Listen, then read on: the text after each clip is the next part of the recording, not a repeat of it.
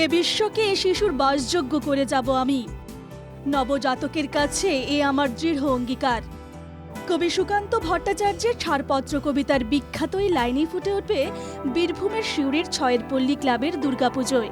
তাঁদের এই বছরের পুজোর থিম ভূমিষ্ঠ হোক শিশু সবুজের সকালে।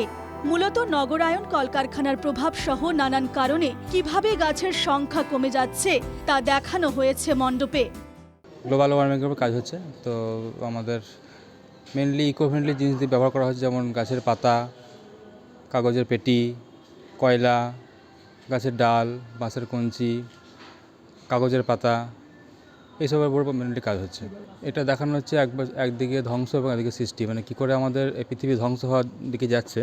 মেনলি কলকারখানার ধোঁয়া, তারপরে বজ্র পদার্থ, এইসব জন্য আমাদের গাছপালা ধ্বংস হচ্ছে, সেগুলো দেখানো হচ্ছে এক পাশে, এবং আর পাশে দেখানো হচ্ছে কীভাবে আমরা সৃষ্টি করতে চাইছি। মানে আমাদের একটা অঙ্গীকার আছে যে আমরা আগামী দিনের বাচ্চাদেরকে একটা মুক্ত পরিবেশ দিতে আমাদের দেওয়ার ইচ্ছা আছে, তো সেইটা কীভাবে দেওয়া যায় তার উপরে আমাদের মেনলি কাজ হচ্ছে।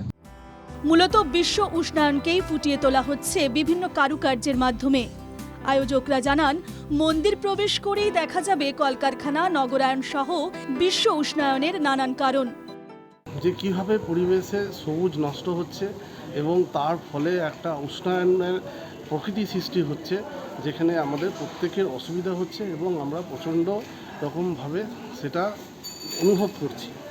এবং ঠিক তার পরের রোতে গিয়েই দর্শকরা দেখবেন যে আমরা যে সবুজটাকে রিপ্রেজেন্ট করছি, আমরা একটা সবুজায়ন করে তুলেছি।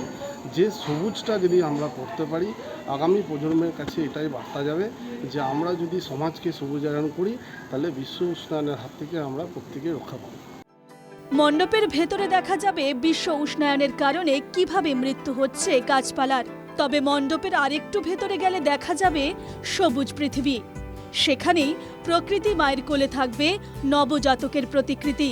মূলত আগামী প্রজন্মকে সবুজ পৃথিবীর উপহারের বার্তা দেওয়ার জন্যই এই ধরনের থিমের পরিকল্পনা বলে জানান শিল্পীরা। শাল পাতা, খড় পাতা থাকবে, পেটি দিয়ে সব বানানো যাচ্ছে। গাছগুলো হচ্ছে খড় দিয়ে। টোটাল কাজটা আমাদের মোটামুটি 1.5 মাসের মতো হয়ে যাবে। মণ্ডপ সজ্জায় সম্পূর্ণ রকম পরিবেশ বান্ধব সামগ্রী ব্যবহার করা হয়েছে, যেমন খড়, শালপাতা, দড়ির বস্তা সহ নানান সামগ্রী।